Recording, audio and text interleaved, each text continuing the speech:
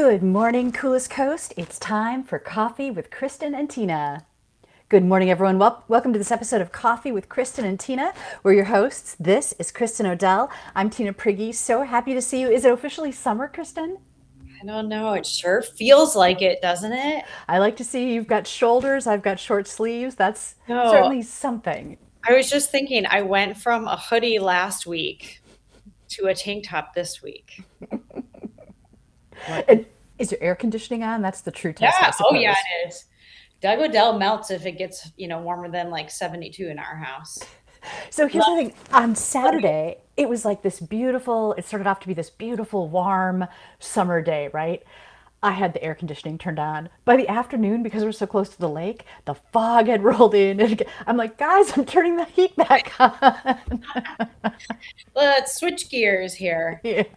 Yeah, we've been enjoying having our windows open in the evening, like at night and overnight, like sleeping with the bedroom window cracked open. And, that is so nice and it feels so good. Yesterday was a little bit of a gobsmack, right? I don't feel like we're conditioned for this. And all of a sudden it was hot. Yeah, how does Doug fare on a day like yesterday? He's fine. He's at work, but it's Oh, definitely warm. But, we cut grass last night. The girls were out helping Josie help trim. Nora went for a bike ride. We took the dogs for a walk. Like, I was like, yes, all the summer yes, things. finally. Watered my flowers outside. So I have photographic proof too that is the start of the summer season here. Can you guess what it's going to be? Ice cream. Oh, we got to be a good one. It is the SS Badger car Oh, ferry sailing past the Manitowoc Lighthouse. The what a season great is shot. underway. Thanks. Did you take that? I did. I went, it was so beautiful out. I had my scooter out, and I just happened to be passing like the yacht club parking lot as that was starting to unfold. I'm like, oh, turn the scooter up to high and zoom over there. So you are officially adventuring along Mariner's Trail. I am. I am. I love that. I'm so proud of you. That's awesome. Thank you. Good morning. We've got a special guest with us, Kristin. Sonia Vasquez. Hi, Sonia. Hi, thanks for having me. So, Sonia, you are the art educator at the Rahr-West Art Museum. And Kristin and I were just talking about how summer is officially underway. I shared a picture of the car ferry passing the lighthouse. We're both finally wearing short sleeves and not bundled up in hoodies. And so, the Rahr-West Art Museum, you guys have some great programming coming up. And there's one I really want to make sure that Kristin knows about too. So, do you mind if I just put up some of the graphics you shared and we start talking about what you've all got planned? Yeah, go ahead. Kristin, check this one out. Artful yoga, adult classes. Okay, Sonia, I have an image of what I think this is, but tell us what this is. Yeah, so we're super excited. This summer, we're having Lauren Phillipson, who is a local yoga. She does yoga instruction several different places, and we're so excited to have her at the museum. Where she's not only doing adult classes, there will also be family and which will be really exciting because especially for family, it'll be kind of like a fun little family event to bring your littles and do some yoga. The other thing about it is that the July classes will be outdoors, weather permitting. But otherwise, they're going to be inside, like amongst the art in the galleries. Which So, does that mean some of the poses will be inspired by the poses in the artworks? I don't know. Maybe she'll take inspiration if there's something in there that sparks her interest. Kristin, have you ever practiced yoga amongst works of art? I don't think I have. I've done yoga outside. I don't think I've ever done it amongst art, but I have practiced with Lauren and she's lovely and she's just got this super cool vibe. And when I like kind of was out on the Facebook page checking things out and I was like, oh, we've got to try to fit some of these nights in. And Yes. Sonia, is that how it works? Can you just like pop in? Do you have to register? Do you have to commit to all of them? Yeah, so registration is available either online or by calling us. We do ask that you register ahead of time, although like if, as long as the class is running, if you want to kind of show up day after, then you're more than welcome to. But yeah, also, no, you don't have to do all the classes that are available. There's going to be one per month of the summer months, so July through August. You don't have to register for all of them. You can register for one or, as many or different types. If you want to do a family one and want to do an adult one, you're more than welcome to. Okay, sounds awesome. And that's just one of many things that you've got planned for the summer. So tell us about clay animated pinch pot. I get the concept of pinch pot. I don't know what the animated means, and I'm intrigued. Yeah, so this is actually a class taught by our other instructor. So she would actually have a little bit more information on this that I don't quite have. So I'm not exactly sure. But the reason why I shared this image with you is because every month in the summer, Michelle does a clay themed class, and those tend to be a big hit.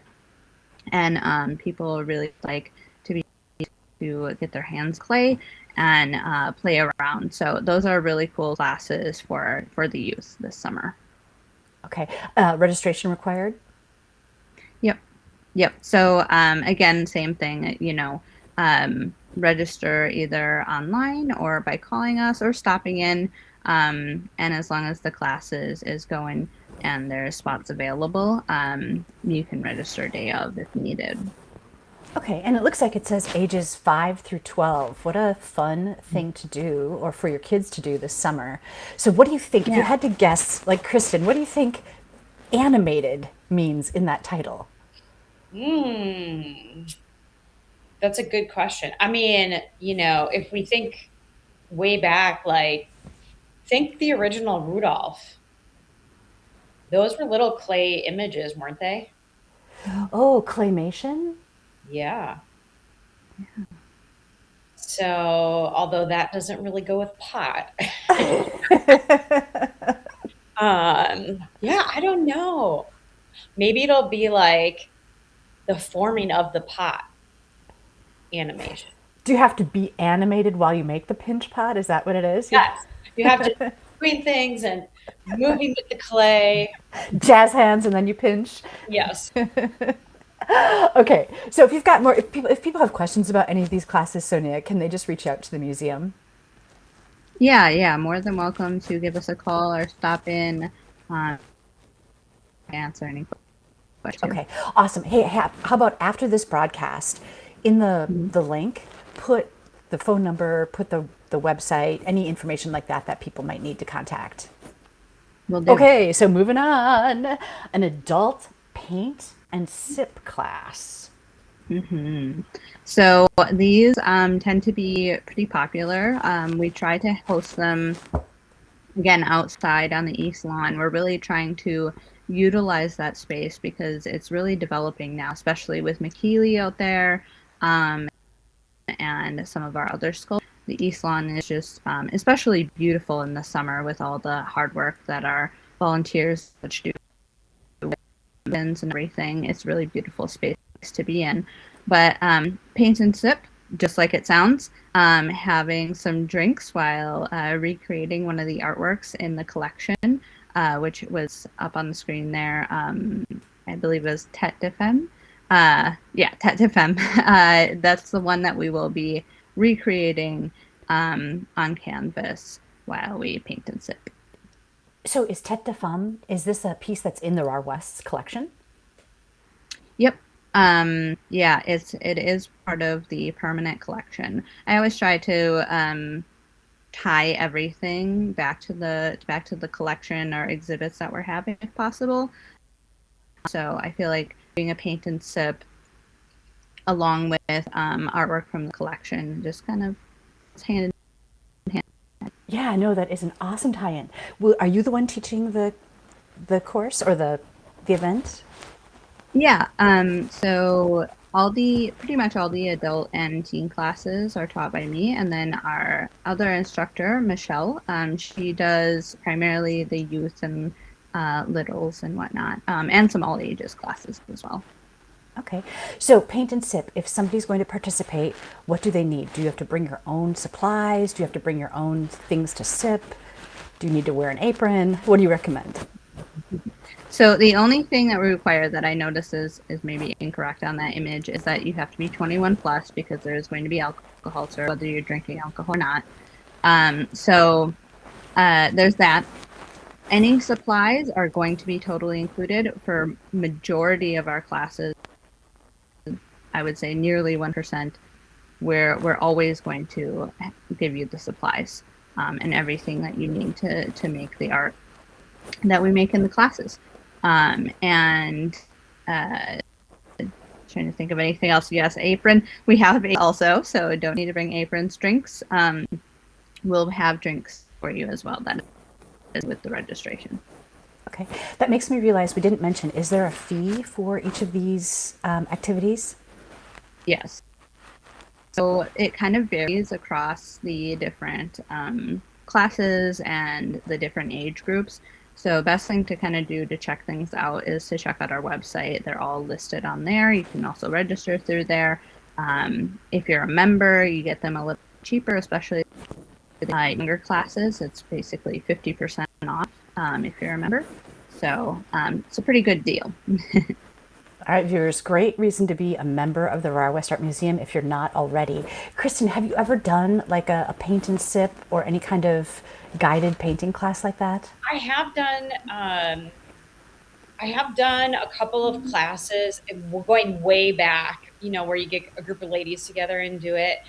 We've also gone up to like Board and Brush and done an event. I took my daughter up there as like a Christmas gift for her to make something. And, there's just something, I am not an artistic person naturally, or I wouldn't consider myself a creative. And so it's really freeing to like be guided by somebody and be able to participate in something like that. So, and let's see, I was trying to see if I have one of these pieces on the wall, but I don't have anything close by. But yeah, it's really fun. The other thing I just wanted to mention is the Rahr-West grabbed our announcement about the show today, and they reshared it with links to the classes on Facebook. Ooh, awesome. So I noticed the links for all 3 yoga classes are listed out. It's like youth, teens, and adults, and then the other classes. So if you go to the Rahr-West Facebook page, it was right at the top when I went there this morning. Awesome. All right. And Kristin, you mentioned that you did it with your daughter, and I love that motivation, right? To do it with your girlfriends, with your daughter, with your mom. Like, yeah, what a fun thing. Yeah. Or a date night. We get Oh, go ahead. Yeah, exactly. Just what I was going to say is that we get a lot of couples that come in together, and it's like such a cute, wonderful. And I just want to add to one thing that Kristin made me think of is that all of our classes are totally. So if you are just getting into art, have a little bit of background, have a lot of background, our classes are totally open to all different skill levels, and totally happy to work with people at any level that they're at. Okay, so you mentioned a date night, Sonia. Are you then the arbiter? So each person on the date creates this painting. They're both going to be doing tête de femme. How do they decide which one is going to go up at home? Oh no, I don't know if I feel comfortable making that decision. I'll have to let them kind of work that out for themselves. But maybe both are going up next to each other. That's what I was going to say. Maybe it's a pair. You buy things in pairs frequently when it comes to, art. So Yes. Yeah. Yes, that's it. Yep. Think outside the box on that. Awesome. maybe you hang one right side up and one upside down. There you go. Okay, I am super intrigued by this kitchen lithography. I love the image that I'm seeing. I don't know what this means at all. So can you make us smart? So to sort of preface this class a little bit, again, tying back to exhibits in the collection, we currently have an exhibit that's all about lithography up in the mansion on the 2nd floor. So I wanted to do something that tied into that, and kitchen lithography is a process of where you use a bunch of things that you could find in your kitchen. So like aluminum foil, Coke, crayons, that type of thing. And so it's kind of a really fun, approachable process of creating a lithograph, as opposed to the regular processes with a big stone, that requires a few more steps and different things. Well, like what does lithograph mean? What does that mean So as it's far a as art? form of printmaking. So kind of similar to like, um, you know, uh, lino cuts or monoprints. When you think about those types of printmaking, it's just another form of that. So it's usually a type of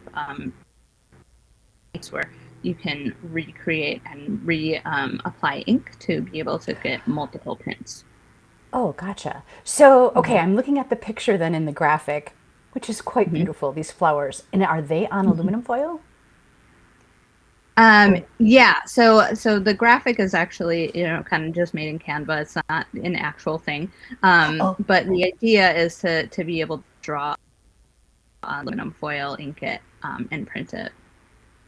okay. And so you mentioned like crayons and Coke. How do those like how do those inputs equal art in the end? Yeah, so it's just part of the process and part of, sort of making the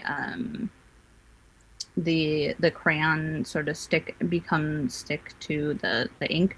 I'm also a little bit kind of guessing here because I need to re-look at the process, before I start going with it. But it's just all part of making the print so that it's inkable and, transferable onto paper, and being able to sort of plate that you've made, and designed. So the flowers are something that, like, an example of what you might draw to, be printed onto the paper.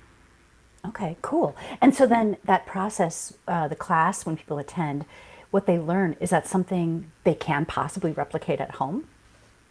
Oh, for sure. Yeah, definitely. Very cool. Well, you know what? What are the ages for that? Okay, this is an adults only class. There is a teen version as well, being a teen and adult, um, kitchen lithography in June. Okay, awesome. So, viewers, the opportunities at the Rahr-West Art Museum are not limited to what we're talking about today. Do make sure you go and check out their website, their social pages, and find out all of the opportunities available to you and the kids in your life.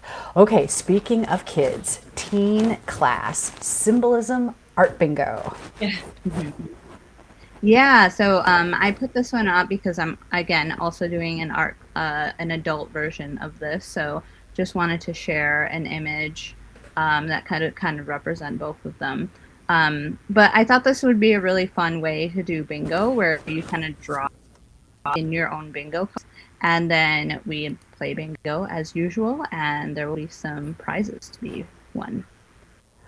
Ooh, okay, so talk me through that. So you get like a blank bingo card, Hmm. and then you put your own, like you might put maybe a rocket in a square, or like a dog, or a heart, or but so there's no guarantee that the pictures even that you choose are what the caller might So, call. so I think we'll have it be a bit more controlled, so that we have a little bit more of a guarantee that we have some winners. But it's, again, all inspired by symbolism. Another exhibit that we have up on the second floor of the mansion, all about symbolism in that exhibit. So to that, and, also learning about what are common symbols in art, and through that process, being able to create the bingo card, and then playing. Gotcha. It's not often that you hear about a bingo card being its own work of art. Yeah, yeah, it'll be fun. I do like the tie-in as well with the current exhibits. Mhm. Yeah, and I love that. I love to encourage people to either prior to the class go see the exhibit, or even after the class, if you've been inspired to also check it out. It really creates that connection between, the classroom and the rest of the museum. And I feel like when I look at the graphic and I see the little symbols, it reminds me of emoji, which are so popular and ubiquitous in today's world. And I feel like that Right. really resonates with teens. Do you feel Mhm. that there's a crossover? Does it help teens better understand symbolism and art because of that emoji literacy? Possibly. I think I've worked with my teens in a previous class with some emoji type things, and it definitely is like a modern day form of symbolism. Like we read so much into such a simple little caricature on our screens, and can say a lot with one or two of them. So, I think that really is a I mean, it even seeps into art now too. I've seen in paintings or in printmaking or lots of different forms of art where emojis are actually being used. So it does have that tie-in, a common or contemporary symbolism. Kristin, you've got a house full of young girls. Are emoji flying around pretty constantly? I mean, there's certainly enough of those that gets shared, over text message, especially with our oldest daughter. Um, I think they like to use things like exclamation points more often when, like as an example, yesterday, Doug and I are working and our oldest daughter is texting us about something for last night, and we're not answering because we are working. And, it's like, mom, dad, blah, blah, blah, exclamation point, exclamation, all of these exclamation points. And so when I finally got done, I was like, we are working, right? Exclamation point. So I would say it's a combination of both, but there's definitely some symbolism and some emphasis being used even with English language and, I those. love it. We've got a private competition, my husband and my son. Oh, Sonia, are you still there? Ooh, we might have lost Sonia. Kristin, are you still there? I'm here. Okay, Can you cool. hear me? So my dad just recently turned 82, and from time to time, he'll send text messages. And sometimes when he sends a text message, he'll put the little grandpa head emoji. And sometimes to really emphasize, like he might put two. Or, one time, one of us got a message that had four grandpa heads. We're like, that's it. We are the hands down winner of the Yes. grandpa head emoji. What does he use it for? In what context is he using the grandpa head for? It seems like when it's something that he's happy about, so almost like Grace to use the exclamation point, right? Yes. So it's like saying something like, "Oh, we'll see you on Thursday, Grandpa Head," or "Looking forward to dinner, two Grandpa Heads," right? And I can't remember. It might have been something, some success in my therapy that got Sure. like four Grandpa Heads, right? Oh, I love it. That's so cool. On the topic of emojis, last week I was texting a friend. Actually, it's Kayla that watches the show. Her dad just popped up at our front door after school with a cup filled with fresh asparagus that he picked in his secret spots. Ooh, And I took a picture of it and I texted her and I was like, your dad dropped a bouquet off for me today. And then I texted the picture with the asparagus. And there's no emoji for asparagus, oh, oh, oh! I think I know why. Okay. right? I mean, maybe. But it let me create one. There Wait, is a what? thing called, let me see if I can pull it up now. Bear with me. Um, there is a thing in here where if you go into, I'm going to show you guys this. Can you see it? Oh, sorry, my Okay, windows. yep. So you're in your This right emojis. here, Genmoji. Uh-huh. I searched for asparagus. It said, do you want to create one? And I said, yes. And it's AI technology and it allows you to create, look at, do you see it? Oh my gosh.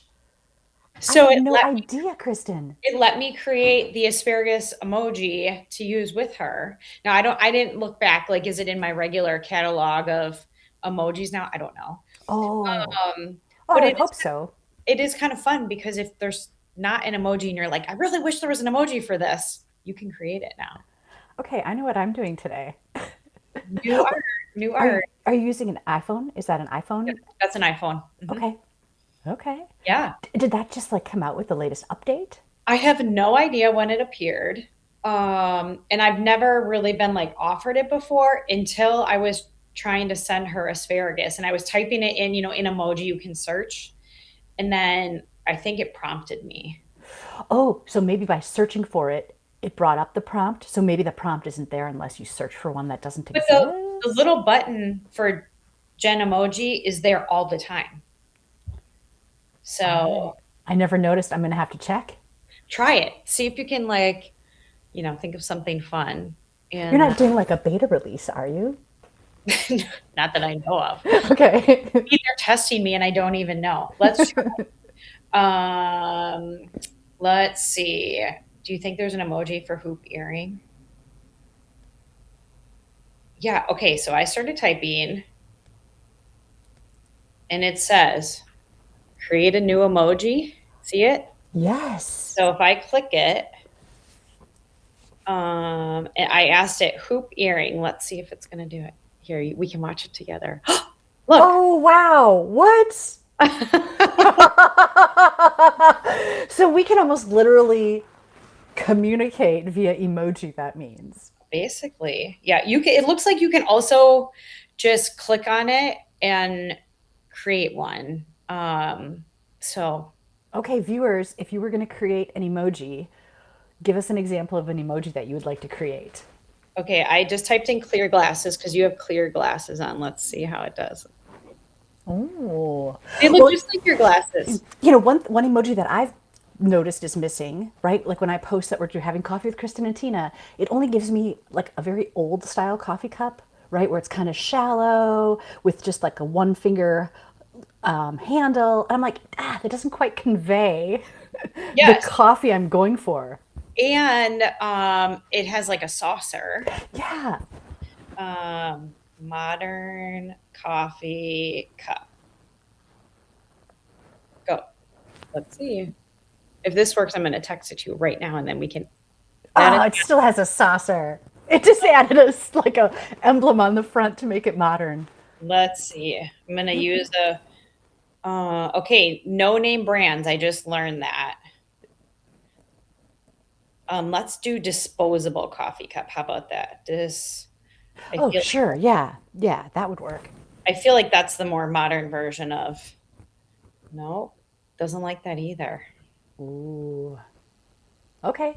So there are some limitations. Yes. Travel coffee. Let's try that. Nope. To go coffee cup? Okay, one more. People are like, why are we watching? Well, viewers, thanks for watching this because this is blowing my mind. I had no idea that this was an availability. Yeah. One more. Paper coffee. Sonia's back. Sonia, you've inspired us. We've taken the art conversation to Kristin is showing us you can create your own emoji. So Oh, very nice.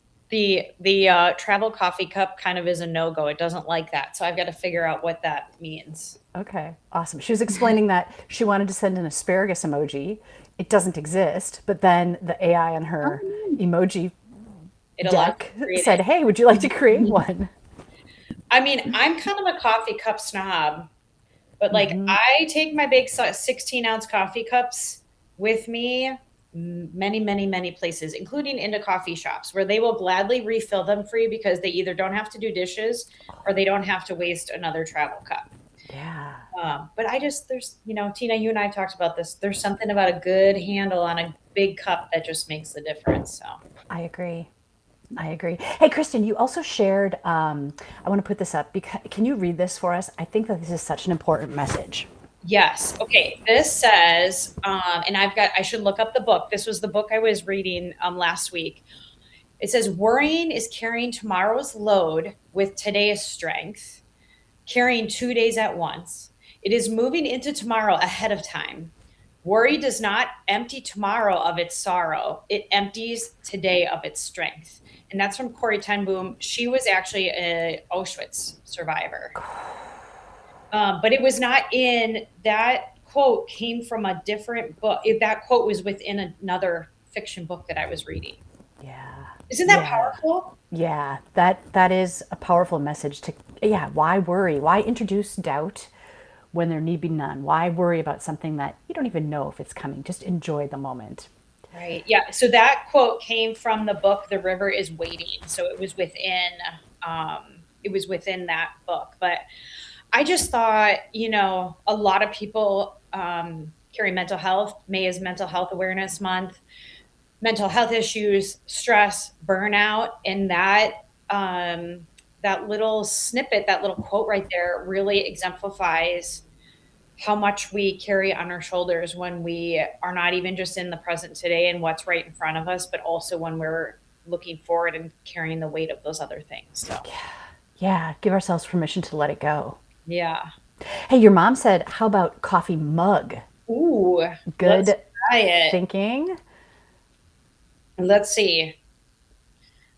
You don't have you guys should chat while I'm doing this. Sonia, if you were going to create an emoji that doesn't exist, but you're like, I wish it did, what would you create? Oh, I think I would do create emojis of my pets, like specifically them. I know like with Apple you can do little stickers, so I do that all the time.